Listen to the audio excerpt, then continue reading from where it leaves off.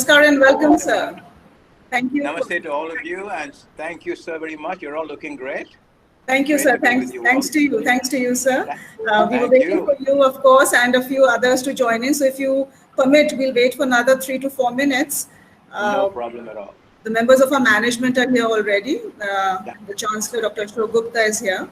Oh, great. Registrar Madam, Dr. Rakhi Gupta, is here as well. So we're all...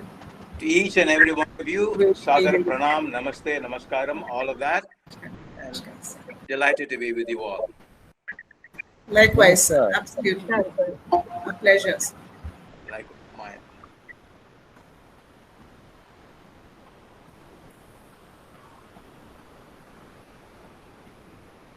How are things in California, sir, in terms of the pandemic spread and... It's been going up and down, still on a very careful mode of, masked distancing. And, like anywhere else, not everyone is following. So there is ups and downs. We were doing really well. And then there was a burst of people protesting in the name of freedom, and then the numbers went up again. So right now it's sort of, waiting for things to get better, but very much in a, mask and social distancing mode.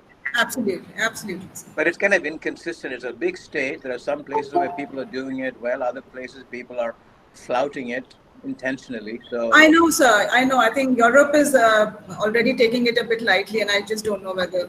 It's a whole bunch of crazy libertarians. Sorry to interrupt. Could you come closer to your mic, sir? Because I was wondering if it's going to. Yeah. Can you? Yes, it's much better now, sir, because we were going to be listening to you for an hour. So yeah, just consistently. I'm just leaning in a little bit. Yes, sir. Yeah, it's working. You were coming across loud and clear. Lovely to see you. Okay. Maybe I need to shift back a little bit, and you need to come closer to the mic. Okay. Yeah. Another 2 minutes, maybe. Gurupdesh, sir, welcome. Thank you so much, sir, for making it and being with us. All of Professor Jain's friends and family. Mrs. Mithilesh Jain is here too. Oh, and, lovely old friends. Thank you all. His son and daughter. So it means a lot. It gives us the strength to carry on to do what we have taken up on ourselves. Oh, in complete solidarity with you, and it's my pleasure and honor. Sir. Absolutely. Individually and collectively, all my respect, love, and affection. Yes. Tasbir ma'am, welcome to you as well, ma'am. Thank you so much for joining in. It means the world to us, ma'am. Good morning to all of you, sir and madams. Good morning. Good morning. Yeah, good morning, good night, good temporality, whatever that means. I know, sir, it's Sunday night for you. Thank you very much. In fact, we can't thank you enough. It's 9:30 p.m. in California, and it seriously is a huge commitment on your part to have agreed to do this. No. I remember there were so many emails back and forth. We were deciding at the right time, and then you said, forget it, Rumika, we'll do it on Sunday night, US, and Monday morning, India time. I mean, there's no other way to do it. No, not a problem. And you were fantastic. You were so flexible. Going back and forth itself was a pleasure. And it's all good. All thanks to you. Thank you. Good morning from my side also. Namaste ji. Good morning, sir. Namaste. Namaskar, sir. Good. Welcome, Pradeep sir. Welcome to all our yes. Whatever, it's good morning or good evening. I think, Shivangi, it's 10 o'clock. We can stop sharing the screen with the banner now, and we begin formally now. I welcome everyone. Good morning to each one of you, and good evening to people from other corners of the world who are joining in. Good afternoon, perhaps, to those who are ahead of us in time. We do have people joining in from Shoka University, Tokyo, Japan. Today's memorial lecture, as you all know, is a humble attempt on the part of the IIS University, especially the Department of English, to pay tribute to the memory of a person who had worked relentlessly towards and achieved so much in realizing the goals of education, Professor N.K. Jain. With education moving into new terrains, we hope to make a conscious effort to carry forward the ideals and values that he lived by, and strongly believe that as an institution, we can draw inspiration and guidance from the rich legacy that he has left behind. We are extremely delighted and honored to have Professor Rajgopalan Radhakrishnan in our midst, and who has so very graciously acceded to our request to deliver the second Professor N.K. Jain Memorial Lecture. Thank you, sir, and welcome. I also welcome Mrs. Mithilesh Jain, late Professor Jain's wife, his son and daughter, other family members, friends and colleagues, and also acknowledge the presence of each of his students who are present in the audience, albeit virtually. A special word of welcome to all our deans, the academic advisor, vice chancellor of the university, without whose presence the function probably would not have the kind of luster and sheen that it carries now. And now, without further ado, invite our Chancellor, Dr. Ashok Gupta, for his welcome address. Namaskar, Professor R. Radhakrishnan, ladies and gentlemen. A life lived to its full intent and purpose is a life to be remembered and celebrated. As we come together this day for the second memorial lecture held in the memory of Professor N.K. Jain, we remember the man, the teacher and scholar and the leader. Connected to the very fabric of IIS University, Professor Narendra Kumar Jain joined us 15 years ago as a visiting faculty member and remained to guide and mold innumerable young minds over the years, and as professor and dean of the Faculty of Arts and Social Sciences. A man of letters, coming from a strong academic and professional background, he brought to bear a unique wit and turn of expression that left its mark on the scholarly development of his students as well as the faculty members who worked with him. An adept and inspiring leader, and with a formidable and prodigious knowledge of both language and literature, Professor Jain proved to be a guide and mentor, whether within or outside the classroom, engaging with his audience in open discourses and encouraging suggestions and innovations with regard to both teaching and research. His tutelage has left many trained in ways that have come to light in the stories we share about him, the minute details of teaching learning that left an indelible mark on all those whose lives he touched. Well-liked and deeply respected by all who knew him, Professor N.K. Jain is remembered as a stalwart example of what it means to strive continually for self-improvement in one's chosen field, and to exert oneself to look beyond the boundaries of divisive discourse in order to gain new perspectives and new understandings with dedication and poise. Over the years, Professor N.K. Jain's erudite nature laid the groundwork for the friendships and academic connections that have been built over the years. Many of those people are in the audience today. We are pleased to welcome you all to the second Professor N.K. Jain Memorial Lecture, which has been organized by the university at the initiative of the Department of English to honor the memory of a dear colleague and relevant teacher. I especially welcome Professor R. Radhakrishnan for his ready and willing to deliver the second commemorative lecture. Welcome and thank you. Hello. Yes. Thank you very much, sir. Before we begin to the next item on the agenda, I request all in the audience to please keep their mics muted through the length of the lecture. Only towards the end, if needed, we will unmute, else request you to please mute your mic. Thank you.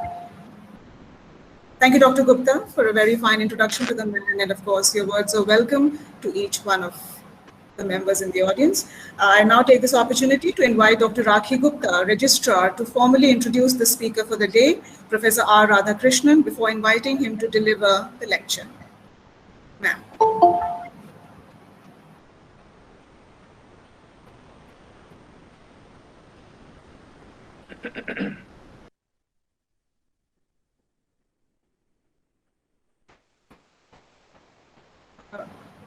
Rakhi ma'am, I'm afraid you're not audible. I think you needs to, it's muted. Sorry. Yes, no worries, ma'am, no worries. Yeah, thank you, Ramika. Thank you so much. Honorable Chancellor of the IIS University, Dr. Ashok Gupta, Honorable Vice Chancellor, Professor T.N. Mathur, Distinguished Speaker of the Second Memorial Lecture, Dr. R. Radhakrishnan, Mithilesh ma'am, friends and family members of Professor Jain, delegates from ISU and India and world over, my fellow colleagues and dear students, Namaskar. It is indeed my privilege to present before you and formally introduce our distinguished speaker today. Dr. R. Radhakrishnan is Chancellor's Professor, Humanities, and Distinguished Professor of English, Comparative Literature, Culture and Theory, and African American Studies at the University of California, Irvine, USA. Dr. Radhakrishnan is considered one of the leading post-colonial theorists and literary critics in the United States, whose roots lie in Tamil Nadu. He's also a noted translator and poet of Tamil and master of English as well, English literary criticism. Initially educated in Madras, now Chennai, he went on to earn his PhD from Binghamton University, USA.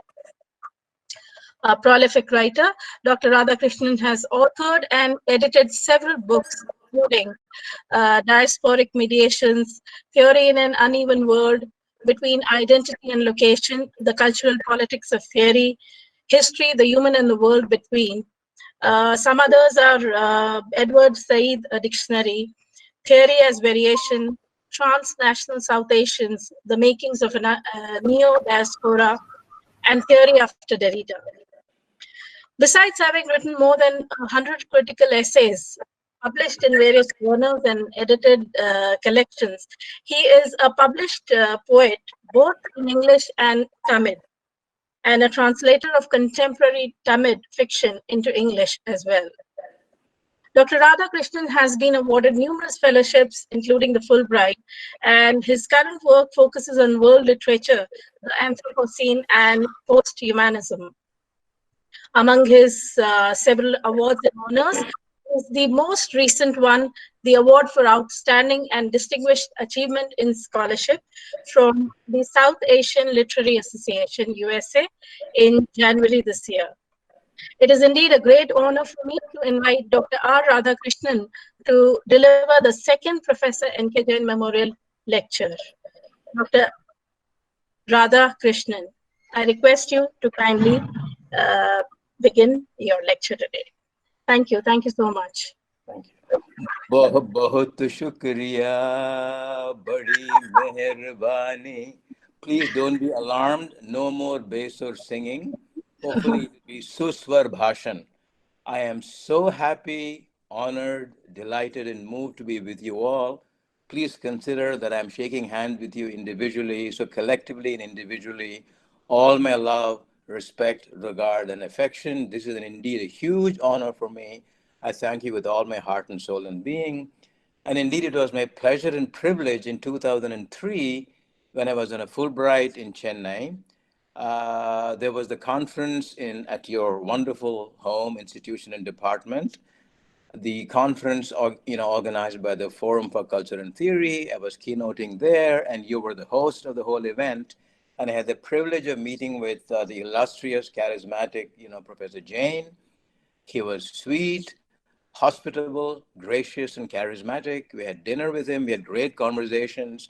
So for me, in honor of him and Mithilesh ji and all his family and all the students over there, this is from me, straight from my heart to you.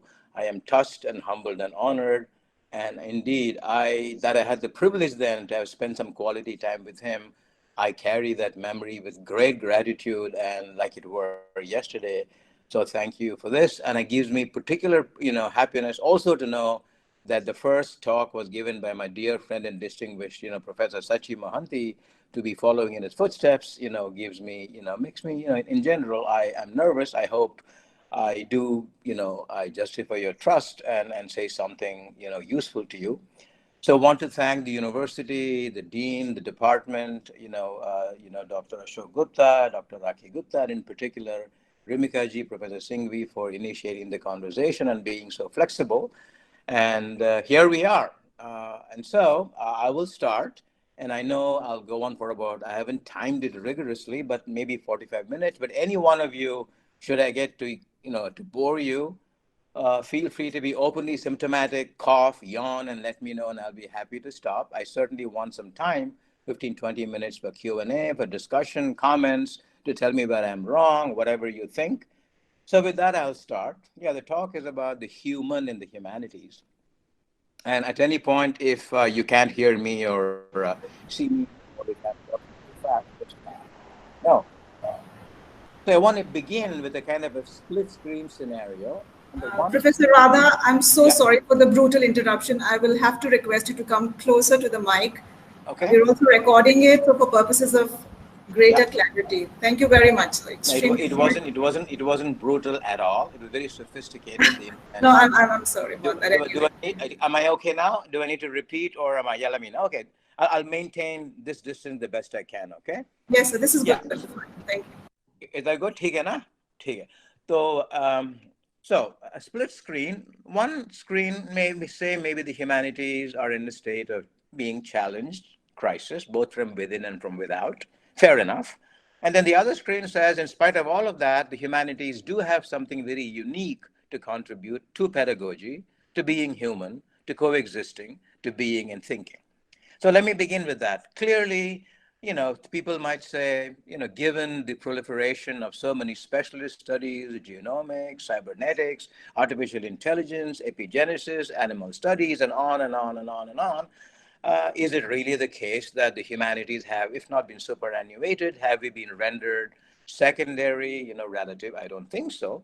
But the challenge, it seems to me, in a situation where we talk about the multiversity and not the university, how should each discipline adjust itself, both within itself and in relationship to the other disciplines outside? So it becomes an exercise in both autocritique and being vulnerable to critiques from the outside. So what I'm calling for is for humanities to be non-paranoid, non-defensive, non-apologetic, and continue to do the work while at the same time be prepared, be porous to influences from the outside in terms of territorial integrity, turf, methodology, the object of study, and be in a position to sort of share, to give up. And we'll talk more about that in the context of what it means to coexist primarily and then exist as a subset of coexisting and not exist in a kind of an egological, solipsistic, narcissistic mode, but always to know, whoever we are, that coexistence is prior to anything that we might be, and any act of existence is only a subset of coexisting with other people, both in the sense of individuals, but also in the sense of scholarship and discipline. So we can talk more about that. Now, when it comes to, so I'm suggesting, sure, the humanities need to sort of retool itself. But at the same time, where are we, in some sense, unique? And I think the call for the talk, also in honor of, Professor Jain, uses the term value. What is a value-based education? And we always talk about value, family values, Christian values, Hindu values, value adding. We use it in a kind of an axiomatic way. But do we really know what value is? So what I want to suggest is, let's see, on the one hand, is value, is it an a priori, or is value something that we create in the name of the human, in the name of the Dalit, in the name of the gay and the lesbian, in the name of the Christian, the imprimatur question? So is value something that's already there in some kind of a primordial a priori way, or is it the result of an act of production, ideological? So for the time being, let me dangle the word value between two epistemologies. One is representational, as in it exists already, to be found, to be recognized, to be honored in some kind of a mimetic way. But on the other hand, to say that it is something that's always not there, we are producing it in some intentional way. There is an apparatus, a mode of production, a hegemony, an ideology. A value is never neutral, has with it in front of it an adjective, a Christian, a Hindu, a family. And then suddenly it becomes embattled in the battle of different positions and perspectives. So I want to suggest that value partakes of both structures. On the one hand, we create it, but we also create it with an acceptance. And I think I'll talk more about that as I discuss certain aspects of Amitav Ghosh's book, The Great Derangement, that the combination of both to understand and to recognize. To understand is to kind of create something. And here I'm suggesting the two models. On the one hand, someone like and that's available in a whole range of mystic Sufi poetry, but also Heidegger saying to know something is to let things be. Gelas and Hyde, let things be. You're not creating it. But on the other hand, Marx would say to know something is to change it. So how do you combine these two perspectives, and let be and to change, and change in the name of what? And is letting be itself an act of hubris? Who are we to let anything be? Is this self a custodial self? What kind of a self are we? So the whole notion of value as something that is in between the representation model, and again, to be human, the doubleness of being human, is one of the books by my good friend and colleague and my former student, Kalpana Rahita Seshadri. The book is called The Hume Animal, the doubleness of the human. So what does value actually mean in the context of, on the one hand, pre-existent, but on the other hand, deeply implicated in modes of production, ideology, et cetera, et cetera. And I think the humanities also have a way of suggesting that value is not monetization, that value is not currency, value is not commodification, even though it may partake of that mode, but to recover value in a deeper way, but without perpetrating, let's say, some kind of an essentialism. And that's kind of interesting as well, without kind of resorting to some kind of a grandstanding notion of primordiality, as if we came first. So that is the other kind of a trap. So, but on the other hand, against commodification and against alienation, and value as in something that we share with other people, not something that we hoard up. That value isn't a game that we play, a kind of a shoring up of the dollar, the euro, the rupee, etc., where somebody wins and somebody loses, but it's something of a different kind altogether. So I'm thinking of, I think one of the hallmarks of the humanities is to kind of both acknowledge the legitimacy of what people call instrumental reason, but also to question instrumentality as such. Instrumental thinking tells you we think with a certain, objective in mind, and we reach over there and it's done. But often instrumentality itself is the problem.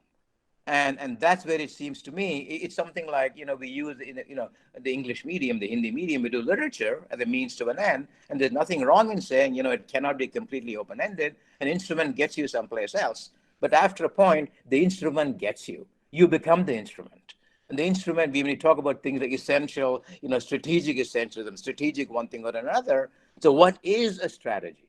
When do you become the strategy unwittingly?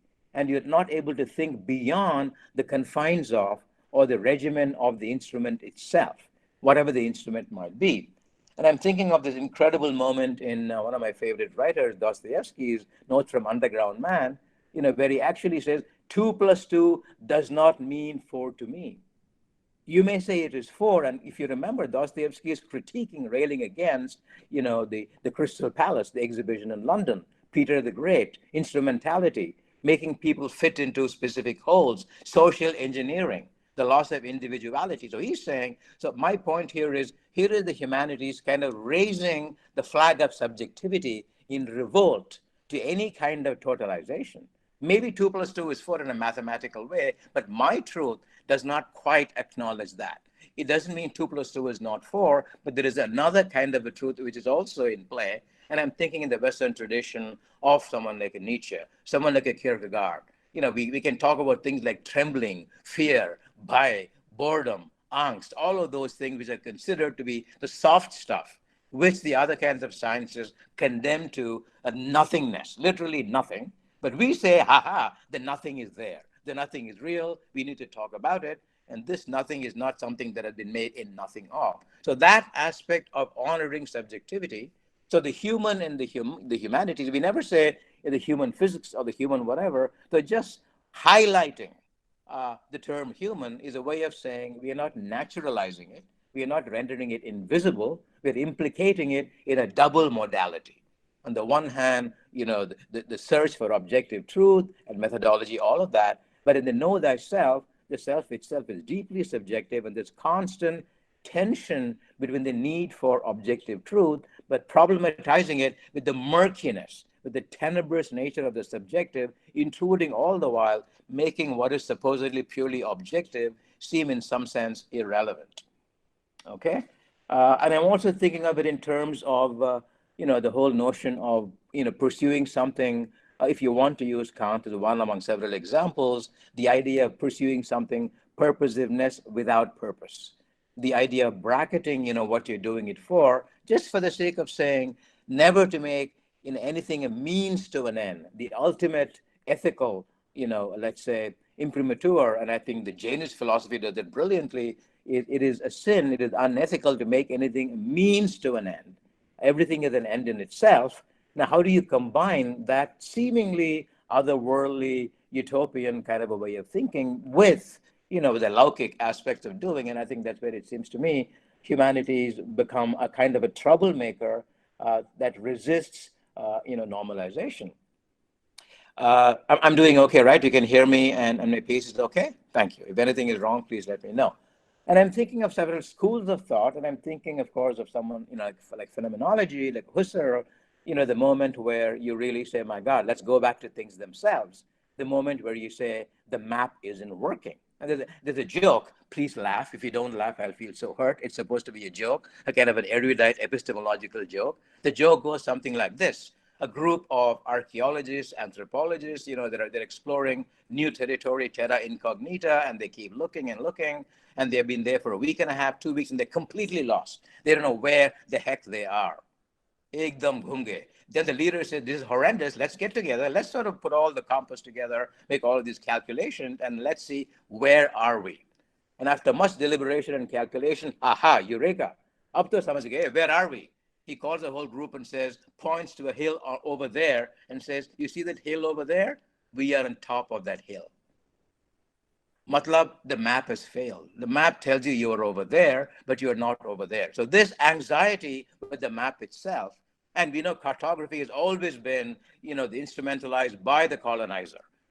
To map always means to find somebody out. But on the other hand, we don't need a map, but we need to go, what does it mean to go to see the world before even the map was made, back to things themselves? So that idea, that phenomenological idea of wonder, which doesn't, but of course it doesn't become mysticism either, but that's another way of reading a map. Looking at a map and then always wondering, well, what might it have been like if the map were not there? What Husserl calls the bracketing of the natural attitude, the reduction, and then bringing it back to. So in all of this, the humanities have a way of employing doubleness, ambivalence, contradiction, the very things which positivistic philosophy, looks at as an error. The Aristotle and the law of non-contradiction, whereas precisely there, humanities, I think, has the courage to enter into fields which are by definition murky and ambivalent and defy easy taxonomizing, easy categorization, and things of that sort. And I think one interesting thing is the notion of mimesis. We always talk about mimesis, the original and what comes after, and to be truthful to. But here again, any movie that you see, there's always a disclaimer, anything that you see has resemblances indeed. So here is another way in which I think the humanities, they're precisely focusing on the double bind of the objective and the subjective, the original getting repeated. So what does mimesis say? That even for reality to be itself, we create a term called verisimilitude. And all that verisimilitude tells you is even for reality to be itself, it has to be like itself. My example in class would be to say, whenever somebody says the daughter resembles the mother, we should say the mother resembles the daughter. Why is it always chronological priority? So it initiates something called doubleness. If there were not that figuration of doubleness, there is nothing called likeness. How do you know the real is real? It has to look like itself. It means there is a moment of a mise-en-scène. So something called verisimilitude complicates these matters. So again, doubleness. On the one hand, there is the honor, respect for the original, what you might call the givenness of life, which is a big term in, jo diya hua hai. But again, there's a double duty. When do we honor the givenness and go with it in respect? And when is there the obligation to kind of change the givenness itself when it comes to ontology, temporality, historicity, deep ecology, history, human history? And of course, Deepesh Chakrabarty's, brilliant work tells you we are in a moment in time when the distinction between history and human history has been kind of completely deconstructed. So in what world are we? So any attempt at being ambivalent, at being double, rather than be characteristic of weakness, in fact, gives you a much more complicated, a more subtle picture of what it means to live and know, to be and know at the same time. Okay, let's see. What I'm thinking of, I'm thinking in this particular point about the humanities, having conceded that there is every reason humanities has to learn from cyber technology, from robotics. I mean, they're coming up with amazing discoveries, genomics, how the mind works. There's no question about that. I'm not suggesting that the humanities are doing something that unique, not at all. But having said that, there is a different imperative. So something as simple as, Heidegger saying, years and years ago, the big difference between asking a question and having the courage to put the questioner within the question. That again is another way of looking at reality. And humanities does it with considerable ease and panache. So I'm anticipating, what does the human mean? Does it mean human as in humanism? When the human becomes an ism, what after all is only a point of entry hardens into an ideology or hardens into a kind of an exceptionalism, or it becomes a kind of a settling. And I'm using the word settling as in settler colonialism or settling into indigeneity. Read the poems of, Lal Ded, read the poems of Akama, read the poems of Siddha poets who are all militating against the notion of needing to have a body and to have a sovereign body and the human hegemony, the double. So at this particular point, I'm covering the notion of the onto-political. On the one hand, the human is part of an ontology, what thinkers would call the prior question of being. But at the same time, we are implicated in the human regimes of representation, regimes of hegemonizing, et cetera, et cetera. So what does it mean to honor the human in the human? Is it just a point of entry? Or does it become a kind of a centrism, resulting in humanism, anthropocentrism, and the whole question of settling being on behalf of whom? So again, the notion of settling as a way of looking at, giving meaning to life, as if it needs to be settled. And that means bringing calculus into it at the level of thinking itself, making being conform to the rules of grammar, subject, predicate, object, and making sense of it. But in a more acute level, when it becomes settler colonial, a way of deciding on meaning, and then the consequent displacement of whatever existed. So how do you deal with this, the human? And I'm thinking of, there are several moments, and again, from different traditions, Western, non-Western, religious, secular, monistic, spiritual, etc. Since I am dealing, in the context of, Western epistemology, I'm thinking of the moment, when Foucault talks about the erasure of man. And the point that he's making is, we say, know thyself, but we are the people who are least known, the sheer hubris of trying to understand the world when we don't know who we are. And he makes the point that of all the fields of study, the most recent, the youngest of all is anthropology. Here we are, we have no idea who we are. And slowly we do know who we are as we get broken down into different systems of thought. And in spite of it, we have been kind of exceptional on our own behalf, pretending to know the world. So I'm just wondering, how can the human in the human, in its doubleness, the human as at the level of just, human beings, at the level of whoever we are, non-specialist, but human also as in the sense of the subject position as they pertain to fields like anthropology, philosophy, literature, where the same human being exercises himself or herself in, let's say, in the name of a particular, profession or discipline.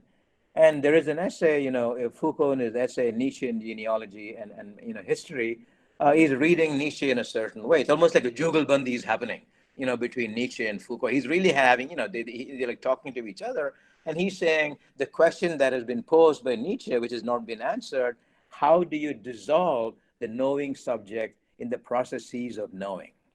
the knowing. So how do you know who you are? You don't know. You don't know yourself in some numinous way. There are processes of knowing, and what do the processes do to you? Do they conserve you, or do you find yourself getting, there's a deliquescence? The processes dissolve you, and what happens is, in the act of knowing, you become you become strange to yourself. So I want to raise that question of to anticipate issues we talk about the post-human, the anti-human, critical humanism, non-humanist humanism in the context of deep ecology, object-oriented ontology, speculative realism, a whole range of disciplines, complicating and problematizing what the human is. And there have been many debates, and I think many of us here in part of that debate as well, in light of that crisis, which is simultaneously philosophical, ontological, but also deeply political. How do you define yourself? Are you still a humanist, a kind of an unreconstructed humanist, or are you a humanist who thinks, despite humanism's highly ambivalent record, humanism has been complicit with patriarchy, with the casteism, there's been a good and a bad humanism. Do you want to say that there is a usable humanism, or do you want to say, let's kind of get rid of humanism altogether? Let's be a post-humanist. In the context of that, what can we do with something called being self-reflexive? How far, the being self-reflexive help? So even when we talk about things like, sustainability, even when we talk about things like, saving the trees, it's still in the name of the human. How do you get beyond that? And I think that's a question that Amitav Ghosh raises wonderfully in The Great Derangement when he talks about the uncanny. So how can we talk about anything as if we are not even there? And the challenge he makes to fiction writers is, how do you write about these, tsunamis, flood? These have been quite normal.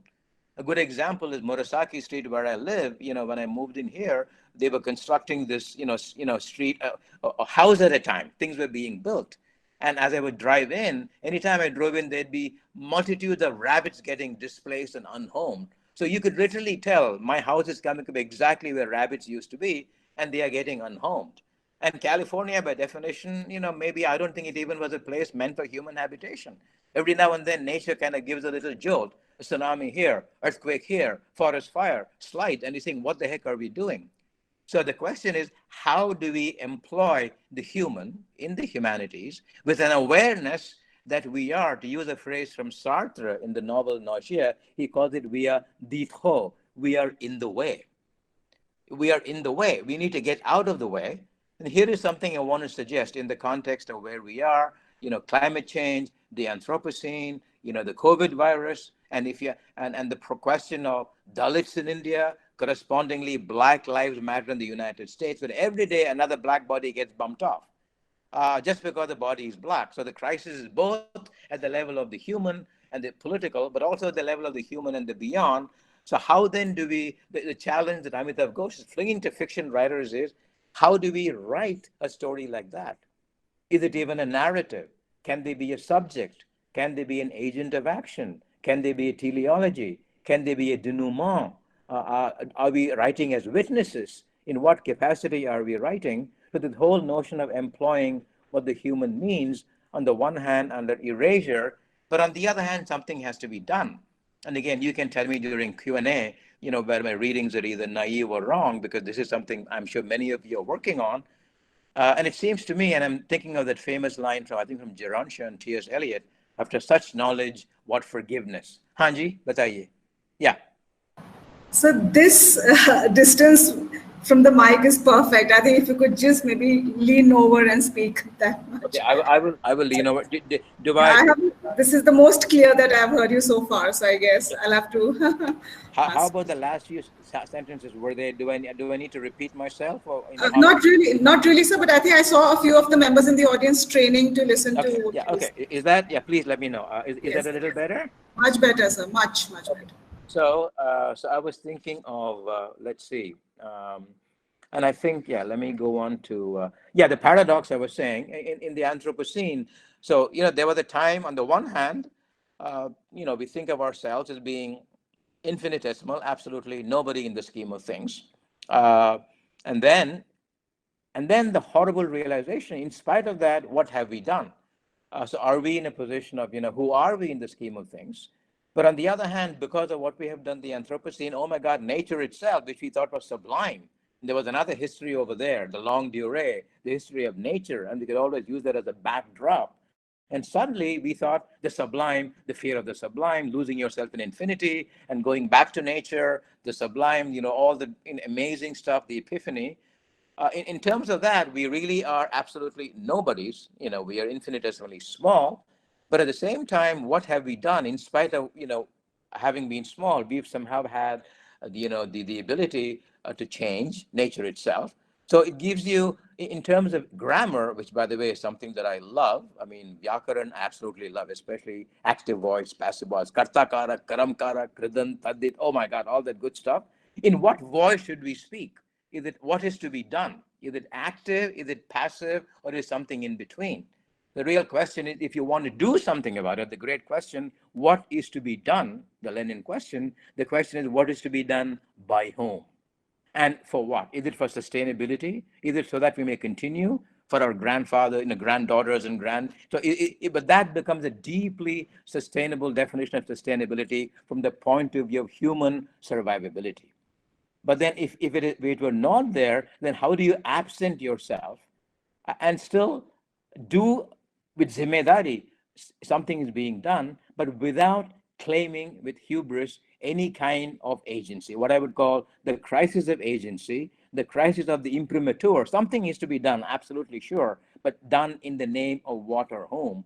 And how do you, what have we known from this? The classic situation is to be able to say there was a revolution, feminist revolution, proletarian revolution, Dalit revolution, out of which came a new subject matter, a new subjectivity, which is to be harnessed toward an agency, the moment where theory and praxis come together, a new knowledge, and you know how to employ it. But here there is a disconnect over there. What actually have we come to know? What have we secured? And in what direction are we going to be doing and towards what? And I think, and it seems to me that's where the whole idea of being self-reflexive, and I'm thinking in terms of Adrian Rich's politics of location, what better can we do? Do we lose ourselves? And so debates, the next step then is it spirituality? Can this be done in an agnostic way? Can this be done in a secular, framework? And does it have to go to a different dimension altogether? And here, how trustworthy is something called self-reflexivity? I mean, when is self-reflexivity truly transformative? And when is it an act of navel gazing? When is it purely narcissistic? And there's a great example, I think, in one of the many stories of the Buddha stories. I think it's, which particular disciple of Buddha. There's a story of his, this disciple goes and thinks he has learned everything that there is to be known, comes feeling, great and full of hubris, and comes and tells the Buddha, oh, Buddha, I know the answers of life. I have studied the mind. And Buddha says calmly, oh, Sariputta, whoever he is, oh, what have you studied the mind with? I've studied the mind with the mind. Buddha laughs. Oh, the futility of what you're doing. And you come and tell me you've studied the mind with the mind and you think that is knowledge? Are you kidding me? How foolish can you be? But the question then is, what else is there? So how do you kind of make a distinction between a kind of self-reflexivity, which is truly brings about change, and another which kind of confirms it and goes on and on and on? So after the Anthropocene, what comes next? And that's exactly what the point that, Amitav Ghosh makes when he talks about, the distinction between recognition and understanding. You don't need to understand something, you recognize it. It might be uncanny. And then how do you kind of combine the two? And I think he uses an interesting term when he talks about, on the one hand, the tsunami, things happening over there, the sheer poverty of the bourgeoisie novel, and the way we conduct our plots and stories, whereas what is happening is something altogether. And he tries to deal with that, in the Gun Island, his most recent fiction. But he also uses the term, and he connects at that particular point what is happening in a manner that is absolutely not available to human language and grammar at all. It's like, if something is happening, somebody like Nietzsche would say, things are happening over there. It isn't happening. We always say it is. When we give things a subject and object, we think we get to know that. But what is happening is it's raining, ging, ging, ging, ging, ging. It's just pure becoming. But at the other hand, if you're human, and Ghosh uses the term called, he says, of his own people, his ancestors, who are ecological refugees. The moment where you're trying to kind of combine those two registers, the ontological and the political, the human implication. You cannot avoid the fact that we are human. So how do you kind of, deal with those issues of doubleness? Okay. What did I want to say over there? Okay. How am I doing for time?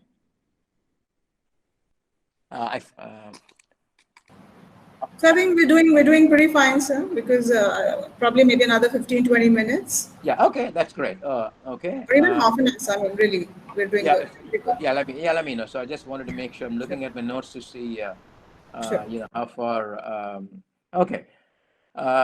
So these are so I think then the question becomes what does it mean to be a post-humanist? And I'm speaking as when I was doing my dissertation a long time ago, 78 to 83, we were the generation talking about the temporality of postality. The big thing we were really kind of excited by is the epistemological break. We were drunk. We wanted to touch the break, feel the break, smell it. Is so important. The break, to be post something, post patriarchy, post colonial, post. The idea was to say, can we make an absolutely radical break from all of that? We want to have nothing to do with it. The whole ancien regime, at least in theory. So the big debate was which should go first. And there's a great moment in Marx when he talks about, in some cases the content goes before the phrase, other cases the phrase goes before the content. So when people say, I'm thinking of aegis' work, in theory, at least to say, in theory, can there be a break? Almost like saying, in a theoretical manner, can we make a certain kind of thinking absolutely indefensible? And then maybe history will follow. You need to understand the enormity. How can you even think like that?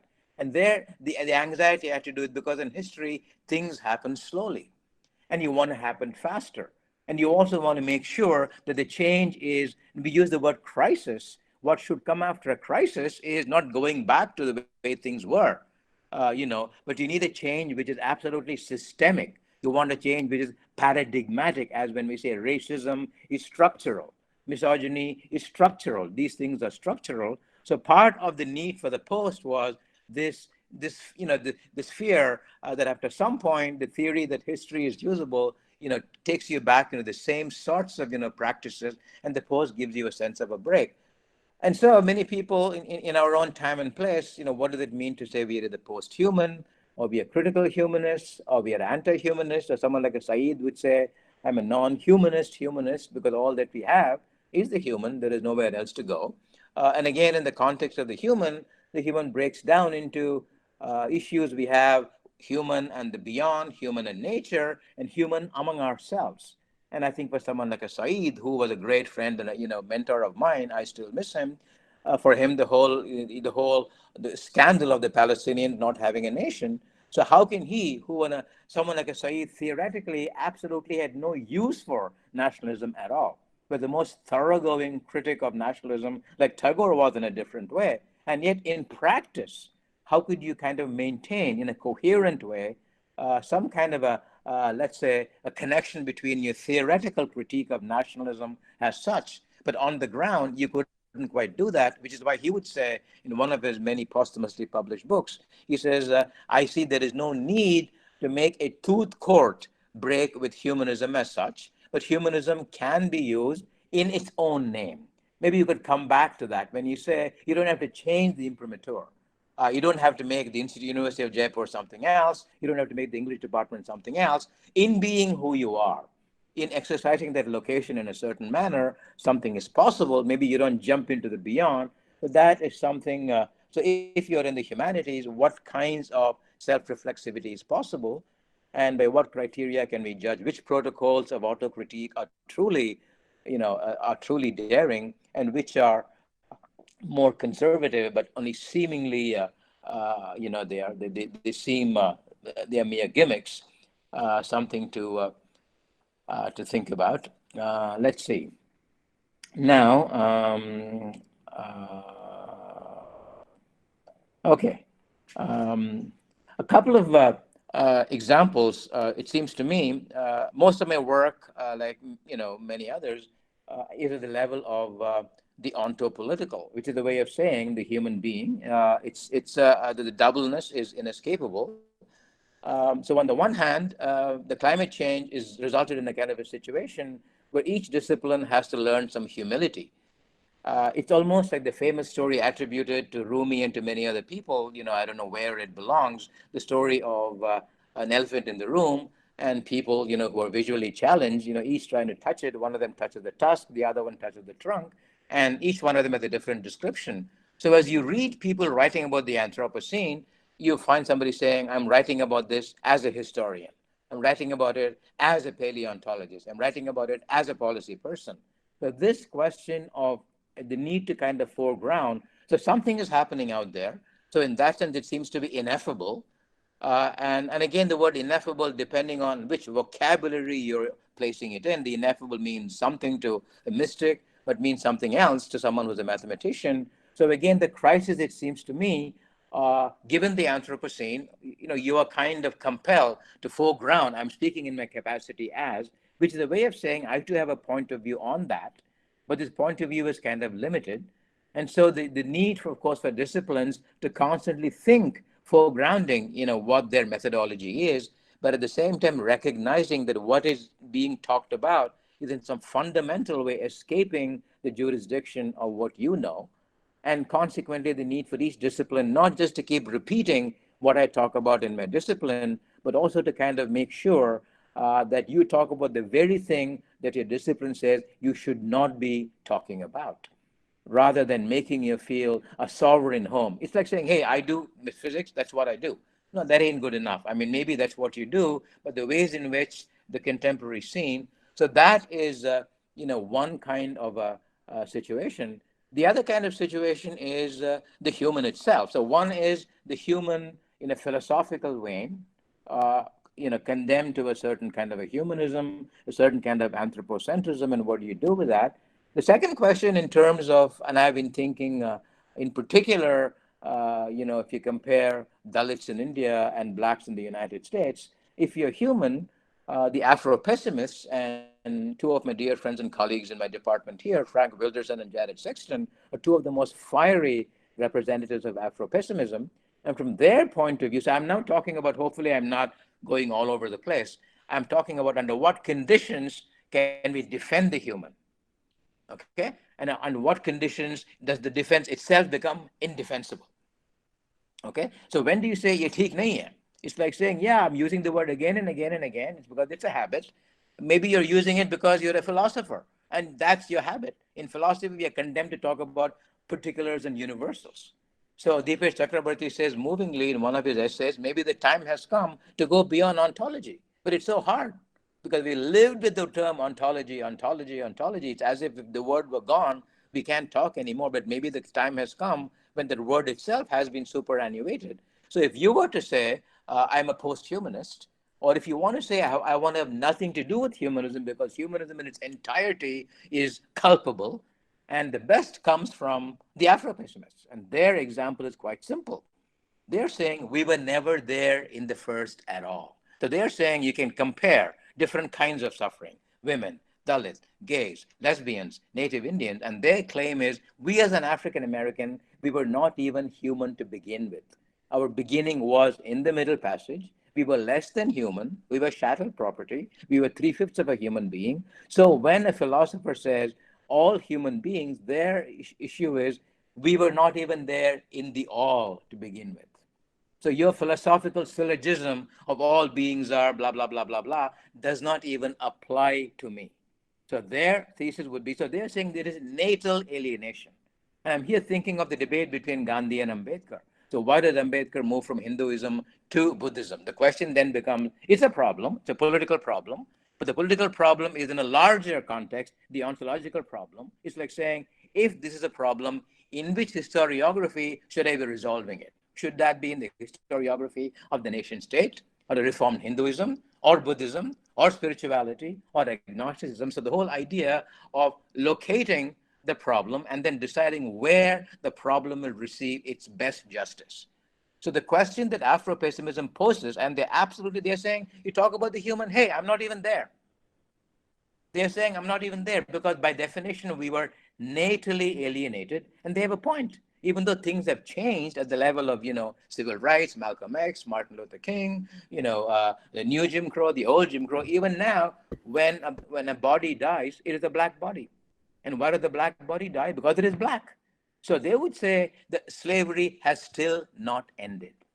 So the challenge that Afro-pessimism poses to all other people is, it's almost like going to, in the times of untouchability in South Africa, or untouchability in India, or even today, let's say two people go to Starbucks to a coffee, one is white and is welcomed, and the other is black, and the black person says, he's told, you cannot go.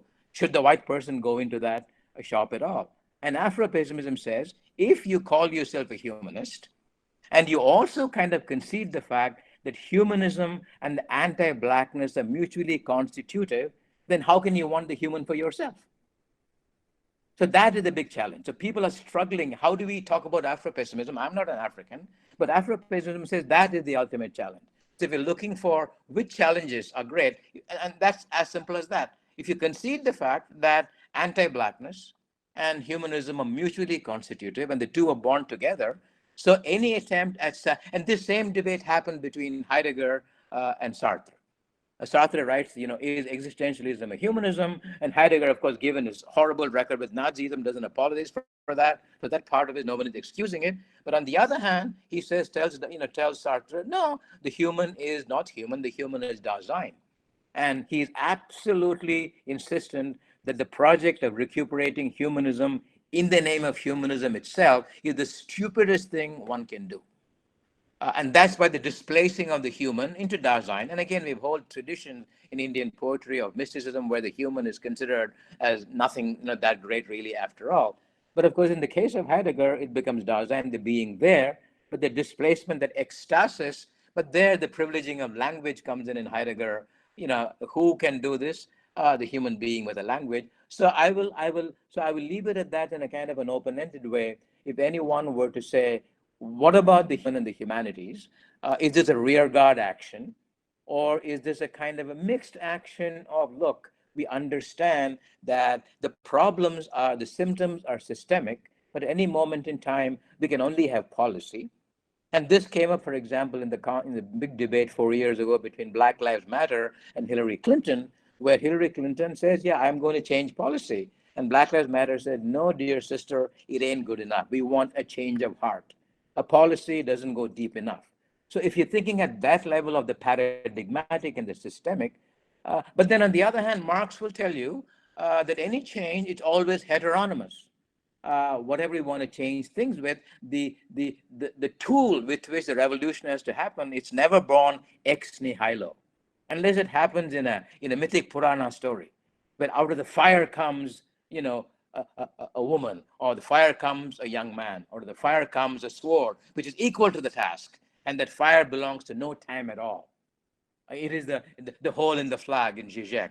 It is the moment in Fanon, the flickering moment, where the Negro is not, nor is a white person. But if that is the case by definition, that no change can really come up with an instrument equal to the task, then how then do we make our peace with it? Okay, so that is as far as humanism. Just a few words. If you have time, move into literature. Time है कि नहीं बताइए जी, सच बताइए, क्या मैं आपको बहुत ऊब गए, कुछ बोर कर रहा हूँ कि कैसे चल रहा है? ठीक चल रहा है?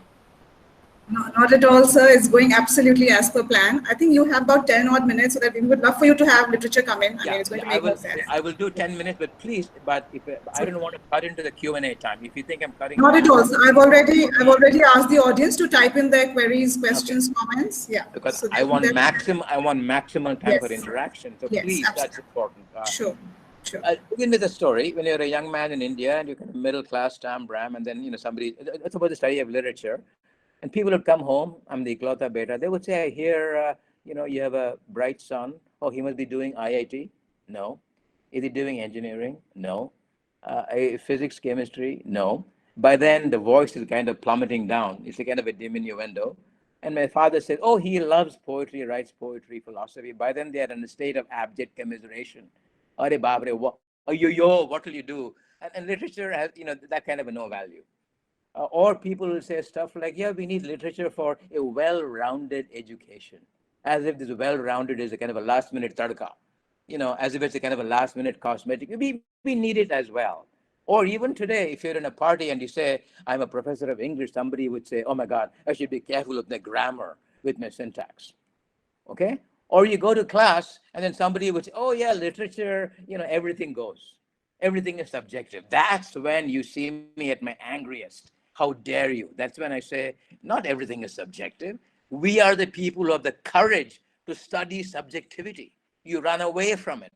We study the nothing. We study angst. We study anguish. So don't tell me something like, in literature, you can say whatever you want to. On the contrary, here is a field where you're supposed to account for your subjectivity. To use Ranajit Guha's phrase, where the existential tangles with the epistemological, as he's talking about Tagore's poetry. So I tell them, no, the subjectivity, this is the field where somebody writes a book called 7 Types of Ambiguity. We give ambiguity a valence. We make it the point to say that any truth comes from ambiguity. We tell you where we come from. We just don't hide. We think of literature as being simultaneously a discipline and not a discipline, simultaneously in the world, but at the same time requiring expertise, not one or the other. So this is the field where a poet writes 13 ways of looking at a blackbird, Wallace Stevens. And the question is, when he can look at it in 13 ways, why would he be stupid and look at just one way? So we are challenging the one and the many. The one and the many are constantly. So someone like me, I think I'm very directionally challenged. I can lose my way quite easily. I think I'm a romantic. If I go to the same place and I take 5 different routes, each route seems to present the destination as something different. Even though the destination is the same, I go on a different path. So that is the phenomenological truth of the truth being one and the many at the same time. So these are the kinds of issues, it seems to me, that literature that deals with. And I would suggest, is literature, where does it belong? And I think the other important thing, it seems to me, began with coexistence, the whole idea of empathy, the whole idea of negative capability, the whole idea of thinking of knowledge as something as a shared field. And my favorite example, which I used in my 2003 book, Theory in an Uneven World, is if you're a tennis fan, you're watching a game, and then from where you are sitting, you could absolutely swear the ball was out. And the perspective shifts. And oh my God, the ball was completely in. What then do you do?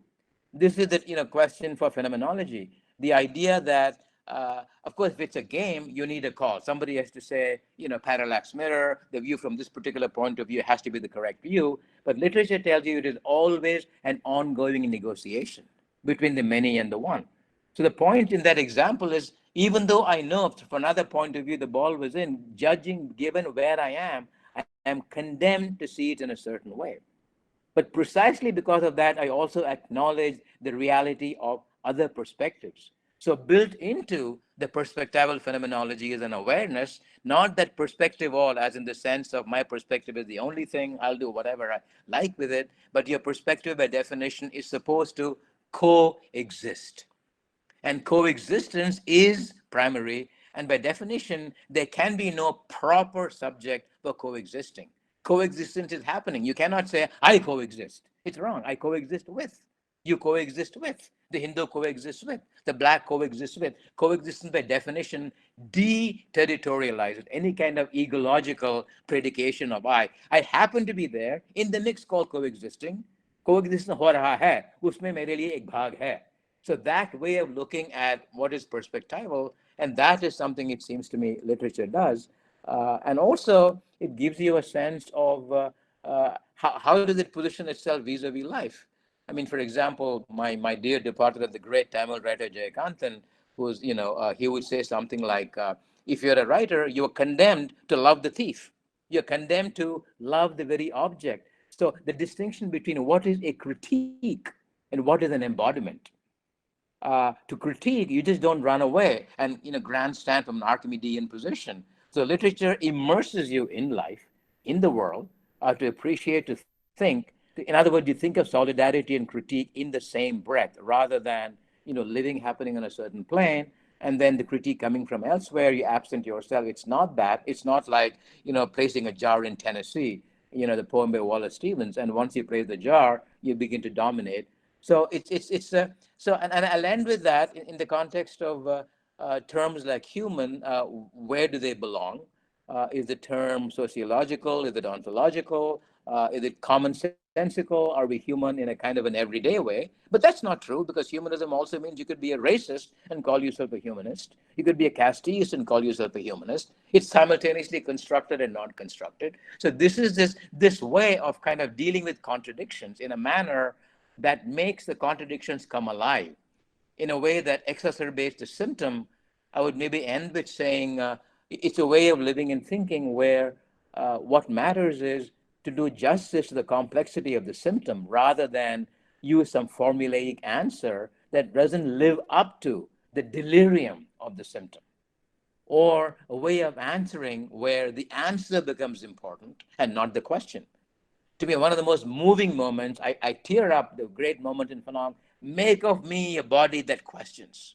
The same Fanon who's saying, when they see me, what do they see me, is looking for an answer. Mujahideen, nationalism, agonizing. Do I go back to the past? Who is the real me? But in black skin, white masses, in spite of all of the, precisely because I need an answer, I will not respect an answer. So make of me a body that questions. And it seems to me, I mean, again, the thing that I'm not suggesting, I'm not saying there's something exceptionalist about literature. I mean, literature itself can become its own source of self-mystification, but just I'm suggesting to go back to the humanities. With that, I'll end. A way of understanding one's location and self-positioning and subject position that allows for a certain kind of porosity, that allows for the coexistence, allows for in one of the essays, it's kind of interesting. I went to I'll end it with that, with a reference to Jesus. I think that the toughest thing to do is to combine these two, let's say, mottos, but in the same breath. Judge not, lest ye be judged, but judge, lest ye be not judged. It's not one or the other, but these two radical incommensurabilities yoked together in the same formulation. तो बस जी मैं बस गया ठीक है. I think I'll stop now. I think all I'll say is, with all my heart, thank you so very, very much. I hope it wasn't a meander and a pointless ramble. So I am absolutely excited to hear your thoughts, questions, comments, corrections.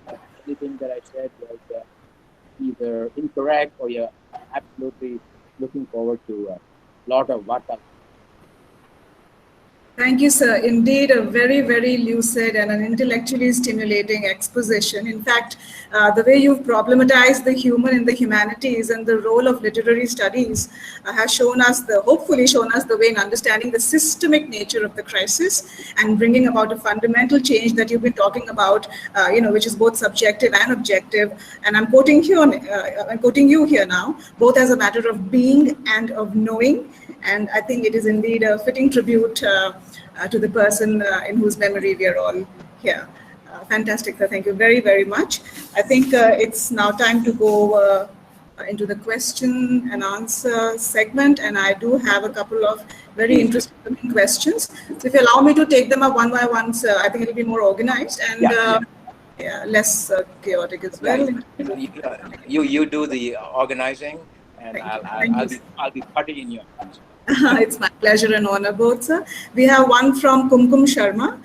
She asks, how does the idea of the dignity and worth of every individual shape the way you treat those whose values and behavior are contrary to your own? Oh, okay. Kumkumji, namaste. Thank you for that. You're asking me now, and we are battling with Trump here.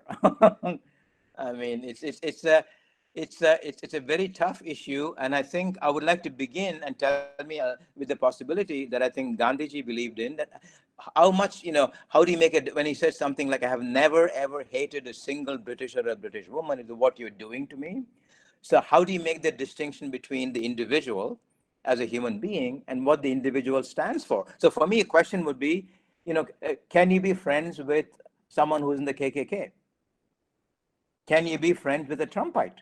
Person happens to be a friend and might be happening in the same family. That's a great question. So I think one might say, well, there is the political, people always would say stuff like, these two people, I think C.P. Ramaswamy and Satyamurthy, they would say they were opponents they would battle each other, they'd come back and have the same coffee together. So it's a very hard, depends on how you parse the word individual. Who is the individual? Does the individual mean have you transcended the limitations of race, class, and ethnicity? But for me, one way to look at that would be, again, doubleness. When someone says the individual, I would say, what do you mean by the term? Is it a free-floating term? Is it a constructed term? Does it have a prehistory? Where do you come from? What makes you an individual? And then that's one, and then that would limit the nature of the ideological opposition, etc. But the real tough thing is, but it's a great question that you're asking, because oftentimes you're only preaching to the people who already know. How often do we go to someone else who thinks not like you, but in a different way? So one answer might be one is to persuade, right? One is to persuade that, we can talk about the same thing. Don't you realize that what you're doing is wrong? Gandhi's saying, hey, you colonize, you think you're winning, actually you're losing. In fact, you're spiritually killing yourself.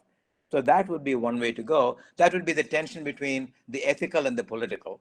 But in some cases, if I'm correct, tell me, Kumkumji, if I'm answering your question, how do you kind of calibrate the antagonism?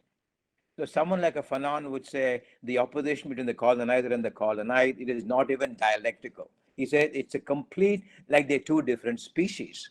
So how do you modulate? If you say something is dialectical, you say there's a synthesis, there is an opposition, but at least both the parties come under the aegis of the same value. But what if somebody says, what if the opposition is much more radical than that?